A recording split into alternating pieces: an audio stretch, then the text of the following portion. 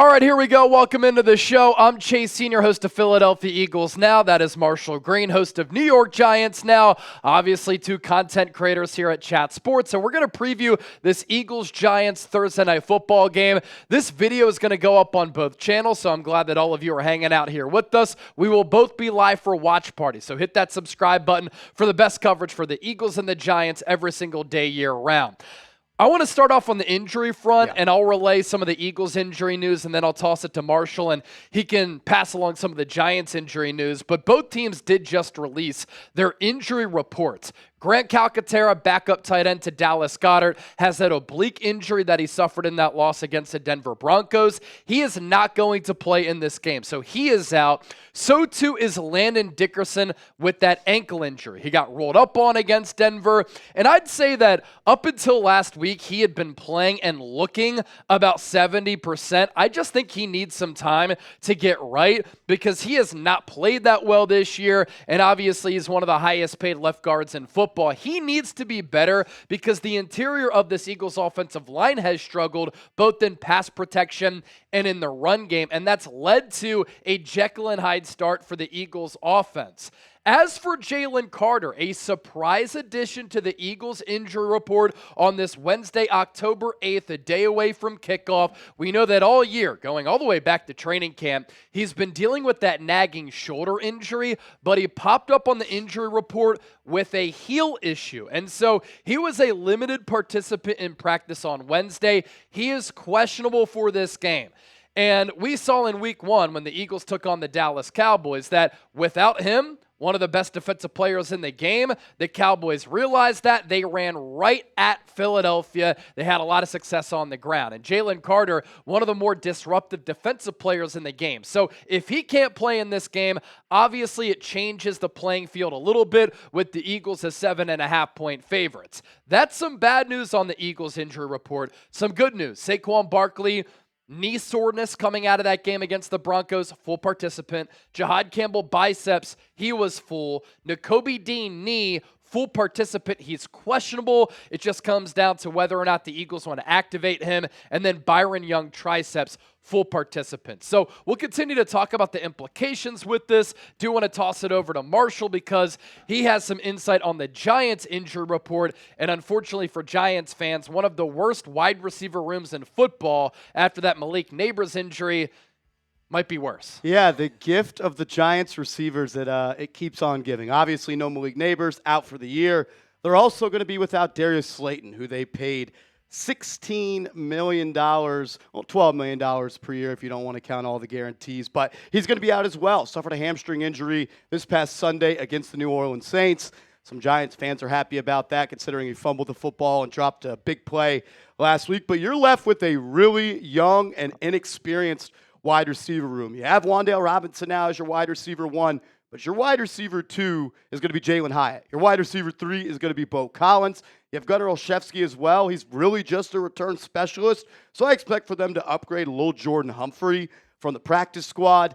Not sure how much that's going to change, but that's really the big news. Giants also have Jermaine Oluminor, their right tackle, who's been pretty good this year. He is questionable with a back injury. So those are the really only two negative stuff on the injury report. Some good news, Tyrone Tracy, who's missed the past couple of weeks, he's actually not on the injury report at all. So the second-year running back will be returning to action for the Giants after missing the last 2 games. And with the Giants and where they stand at their wide receiver position, I think their number one path to travel for victory is to be able to run the football. They've done a decent job of that with Cam Scatterbu. Tracy had a really good rookie year. And actually, since Jackson Dart took over as a starting quarterback, the Giants averaged the 3rd most rushing yards in the NFL per game. Expect to see a lot of 2 tight end sets. You'll see that full house look that they run in the backfield with Daniel Bellinger as well as Cam Scatterbu. And I think, Chase, you also might see both running backs on the field at the same time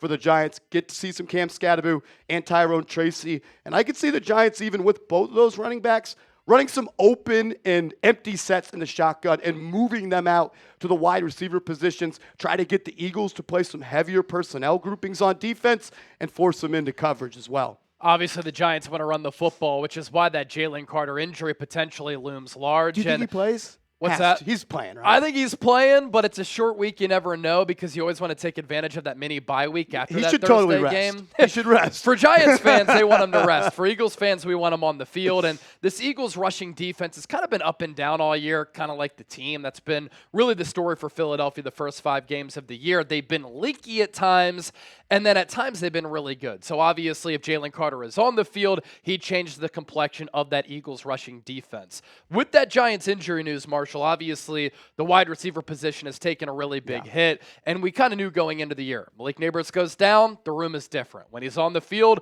top 5 wide out. I don't think that's a hyperbolic statement to make.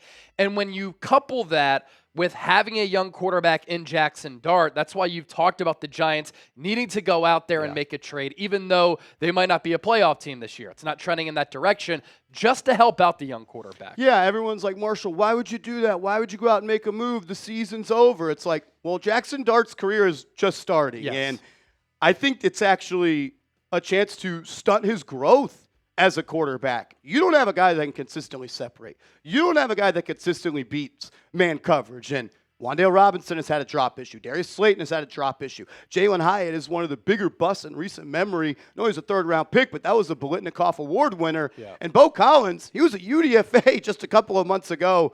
And I know he's producer Chip's guy. Shout out to Clemson. But stopped on a route last week, causing Dart to throw an interception. I am extremely worried about the receiver group. I think they're going to try to run the offense kind of 1990s style. 2-3 tight ends on the field. Theo Johnson has kind of emerged as a little bit of a weapon under Jackson Dart. The Giants really didn't use the tight ends all that much under Russell Wilson. So look for the Giants to maybe isolate a guy like Theo Johnson on maybe a smaller nickel corner. Maybe Cooper DeJean probably doesn't favor the Giants all that much. But you got to cook with the groceries you have, and the Giants, they don't really have great groceries right now. Yeah, got to get creative with the personnel that you have. And sticking with Dart, I know you and I liked him in the pre-draft coming out of Ole Miss, and you were kind of on that for a while on your channel saying, I think this is the guy for the New York Giants, given where they can get him in the draft. Obviously, they go Abdul Carter with that first pick, then they trade back into the first, and they get Jackson Dart. And when you and I were at the NFL Combine, he said something really interesting that I wasn't expecting. He said, I kind of emulate my game after Jalen Hurts. Yeah. And I was like, really? Because I think Dart throws a little bit better with more velocity, especially over the middle area of the field. And you saw that against the Saints with a couple of those touchdown passes that he had early in the game as the Giants went up 14-3 and then obviously turned it over. But have you been impressed with what he's been able to do? Your scouting report on Dart, I guess he makes that Hurts comparison because he's a gamer. He plays with some swagger. He's kind of cool, calm, and collected. Maybe a little bit noisier than Hurts, but he's a runner like Hurts in the fact that they don't have blazing speed, but they're kind of physical. They don't shy away from contact. Yeah, and they're just football players at the end of the day, playing the quarterback position. Jackson Dart in high school, before he transferred his senior year, he ran a triple option offensive attack at the quarterback spot. So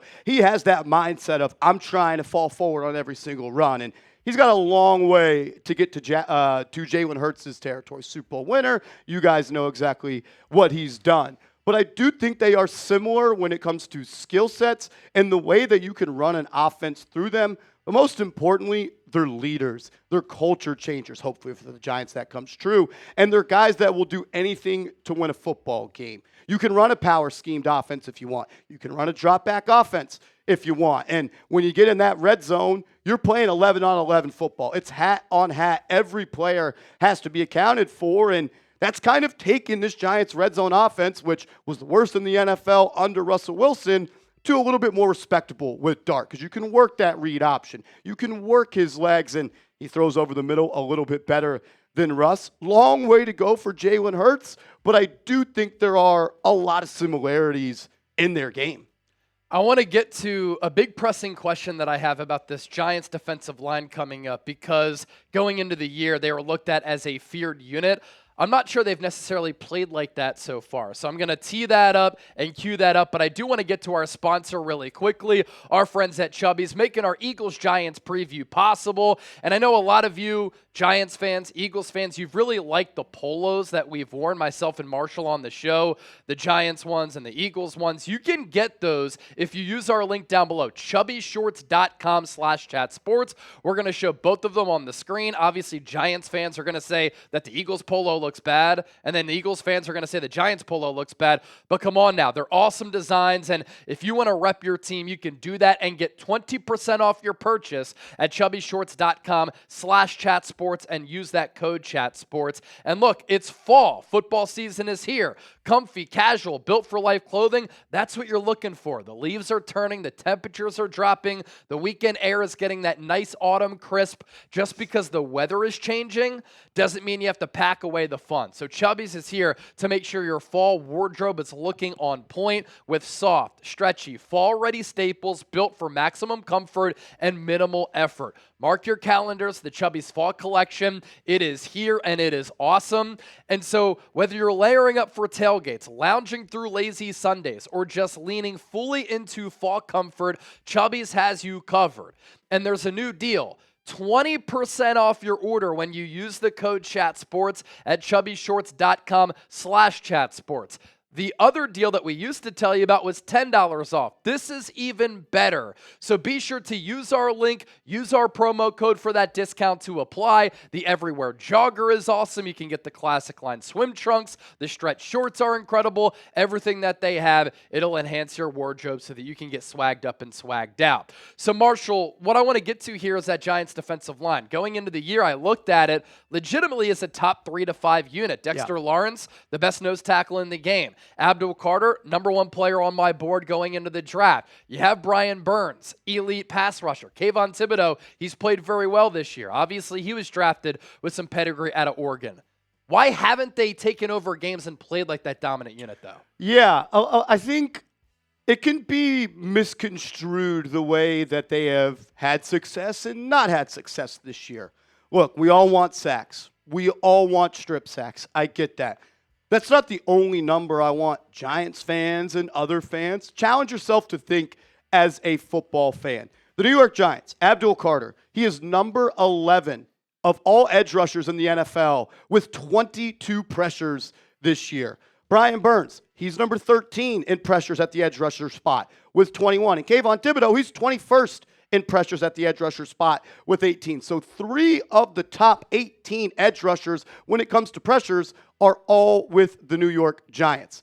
They dominated against the Los Angeles Chargers. Backup tackles, I get it for LA. But sometimes the strength, like when you know you're a good football team or you have a good position group, your dominance can just make an opponent's weakness cause them to lose the game. That's what happened against the Chargers. Against the Saints, Spencer Rattler got the ball out extremely quick, had an average time to throw of 2.4 seconds. The Giants just haven't put it all together. They play off coverage. They play man coverage a lot, but a lot of off coverage. So the quarterbacks are able to work that quick game and get the ball out. I'm not worried about Abdul Carter, number 11 in all of football when it comes to edge rushers and pressures. That multi-sack game is coming. Dexter Lawrence hasn't had his best year. No one's questioning how good of a football player he is. So that's probably been the strongest unit for the Giants on defense, but the sacks necessarily haven't followed that. But when you look at the data, you watch the film, you just watch those guys work in one-on-one pass rush situations. They are winning their matchups very frequently. They just got to finish the job. They need a quarterback to hold on to the ball that much longer. We'll see if they can do that against an Eagles offensive line that's a little bit banged up, but still extremely talented. Yeah, and for Giants fans out there who haven't been keeping close tabs on the Eagles, you think of the Eagles offensive line last year, for instance, as the best unit in the NFL, if not the best, one of the best, right? Jordan Mailata this year has played awesome at left tackle. But Landon Dickerson has been bad. Brett Toth is going to take over for him. He's been a journeyman, and I'd say he's an average backup. Cam Jurgens hasn't really been that good this year. Tyler Steen's been up and down, but I'd say for the most part he's been pretty solid, but not as good as Mekhi Becton. And then Lane Johnson's been in and out of the lineup. And so this Eagles offensive line is looked at as an elite unit. They haven't played like that this year. And so that's going to be a huge matchup in the trenches. And obviously this Eagles offense has been hit and miss. They haven't been able to put together a full 4 quarters. You mentioned that the Giants play a lot of man defense. Yep. The Eagles carve up man defenses, but they struggle against zone. Jalen Hurts against man this year, completion rate, 76.7%, number 1 in the NFL. Passer rating against man, 124.2, number 5 in the NFL. His catchable rate, 88.4%, number 1. Some of the EPA and deep dive analytical numbers are also really good for Hurts against man. Against zone, they're bad. Completion rate, down to 31. Passer rating, 28th among starters. Catchable rate, 26th. Is that something that you see the Giants maybe adjusting in this game, pressing the Eagles, playing some zone to try to see if they can beat it a little bit? Look, the blueprint is out there. Look, it's only been 5 games. And I don't think it's fair to say Jalen Hurts is a bad quarterback versus zone, but the numbers suggest he's better versus man than zone. And the New York Giants, too. The Giants run cover 1 37% of the time. That's the highest rate in the National Football League, where they run cover 2 man 4% of the time, and they run cover 0 1% of the time. So 42% of the game, they are playing man coverage. We talked about the numbers. They have to find a way to put their team in position to have success. Shane Bowen, the defensive coordinator for the Giants, he's been under fire from the Big Blue faithful out there. Last week, the numbers said Spencer Rattler was not good when he went up against disguise coverages. He actually called out the New York Giants defense, saying they don't do as much on the back end. Giants didn't switch it up, and they played vanilla coverage. They played off man, and Spencer Rattler worked the quick game. So the smart thing to do, and I'm not claiming I'm smarter than Shane Bowen. He's forgotten more about football than I would ever know. But if the numbers say Jalen Hurts is better against the man than zone, maybe the Giants should lean into the zone coverage a little bit more. I want to talk a little bit about the Eagles' run game as well, and it kind of goes to my point.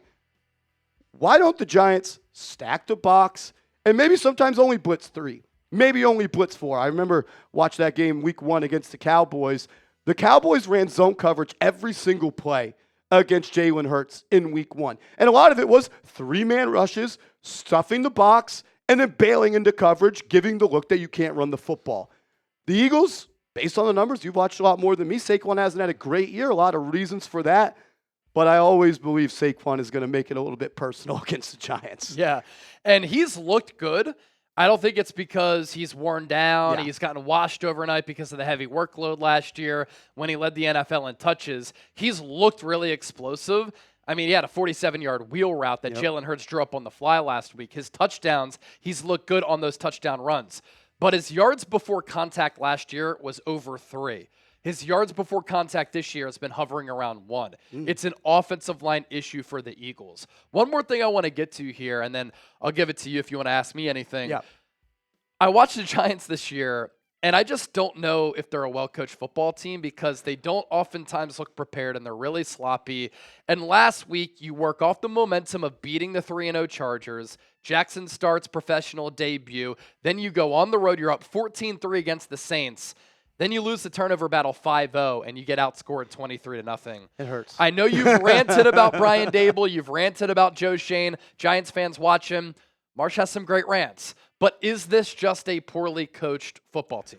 I think when you are 2-15 in your last 17 games, and you're 13-35-1 in your last 49 games, nobody is good enough. The GM in the front office hasn't been good enough. The head coach and the coaching staff hasn't been good enough. The players haven't been good enough. Nothing has been good enough for the Giants.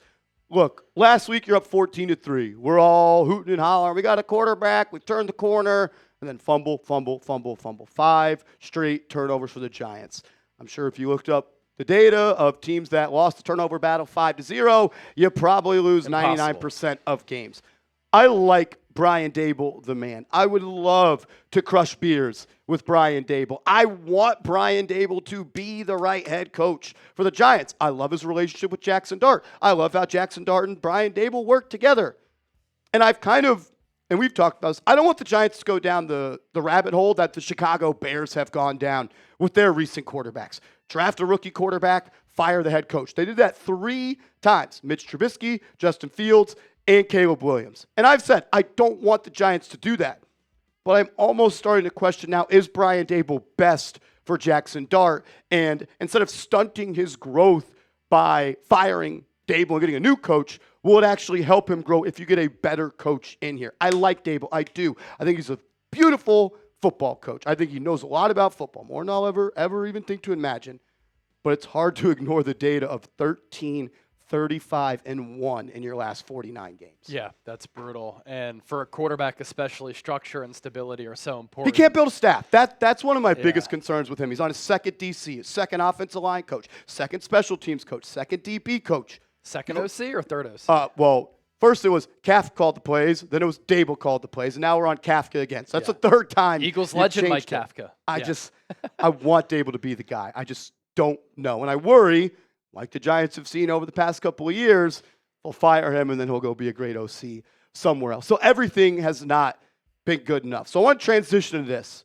How did the Eagles lose this game, in your opinion? The Eagles lose this game if they did what the Giants did against the Saints. When you turn the football over 4 or 5 times, I mean, you pretty much pin yourselves into a corner where you make it impossible for you to win a football game. And so if the Eagles just play sloppy, which has been very uncharacteristic under Nick Sirianni, they've really kept control of the ball and they forced a lot of turnovers. I think that's a way for the Giants to pull off an upset. I mean, last Thursday, we looked at this Niners team as 8.5-point underdogs against the Rams, playing with a bunch of backups and Mac Jones. They beat the Rams. So the beautiful thing about football is that anything can happen in any given game, but the Giants are going to have to play a near-perfect game, play flawlessly, win the turnover battle. Another thing that they could do realistically is destroy the game at the line of scrimmage. And if their defensive line owns Philadelphia's offensive line and the Eagles can't run it and they can't throw it, that's another avenue to victory for New York. I find it funny. Obviously, Giants fans aren't happy, and I get it. Trust me, I'm not happy either. I sometimes dread coming to work when I got the best job in the world. And I see always Philly Twitter is full of drama as well. And I'm like, you're famous with Philly Twitter. Oh, they love me, and I love the tush push so much. I'm just like, I don't want to call them spoiled. Won the Super Bowl, been to the Super Bowl 2 times in 3 years. And we're talking about firing the coach. Is there a world where A.J. Brown is completely pissed off with his role? We saw Devontae Smith speak up a little bit. Saquon, I saw, spoke about that in the locker room, saying we've got competitive people that just want the ball. Is there any way, and I mean, last week, right, Jalen Hurts threw the ball more than he had any time this year, I believe, and Saquon, had 6 total touches. Brian Dable, I don't know if he was trying to give the Eagles motivation. He's like, I see A.J. Brown open a lot. Good mind games by him. Yeah. Is there any way they just don't do what's needed to do on the offense, and they're trying to satisfy their players more so than doing what is right for the Eagles to win games, which I think is proven when they're a smash-mouth football team that opens up the passing game. And I don't know. I mean, I'm hoping for anything at this point. There's a scenario where the offense continues to really struggle and the offense continues to flatline because they have a new offensive coordinator who's never called plays before, and he lacks play calling flow, play calling feel. And you watch a guy like Vic Fangio, right? And you know that he has feel. He's been doing this for decades. You watch a guy like Kevin Patullo, he lacks some of that feel. He lacks some sequencing. It's not to say that he can't find it, but if there's one thing that can really blow up this Eagles season, I think it is the new OC with the veteran offense, which this year returned 10 of 11 starters that won the Super Bowl. And his inexperience shows by the offense being good sometimes, bad sometimes, and never being able to become consistent. But the thing is, like under Sirianni, they've always kind of felt things out the first month. Yeah. And then that second month, they find an identity, they find their group. I just think they have too much talent for this to continue. I don't know which offensive lineman I saw speaking in the locker room. He's like, I remember last year in October, y'all were telling us we got to fire the head coach. Yeah. And they went and won the Super Bowl. The matchup I'm worried about the most, obviously Saquon, he's going to do what he does, great player. How are the Giants, if the Eagles do lean more into the running game, how do they cover the Eagles? Balsa Debo has been fine, but Deonte Banks has been unplayable this year.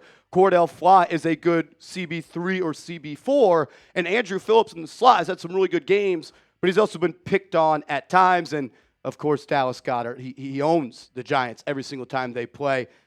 I don't think there is a way the Giants win this game, and one of the only ways I think they could do it is run the football well, dominate the D-line, and the Eagles kind of just self-implode, and I just don't even know if that's possible. Well, shit. I mean, the Giants secondary is definitely down, but how do you kind of absorb that? How do you get past that? Maybe you play some zone, and the Eagles offense, They've struggled against zone all year. So good stuff. Thanks to everybody for tuning in. For Marshall, I am Chase. Subscribe to Giants Now. Subscribe to Eagles Now. Hop on board the Chat Sports movement, and we'll see you live for our watch parties tomorrow night.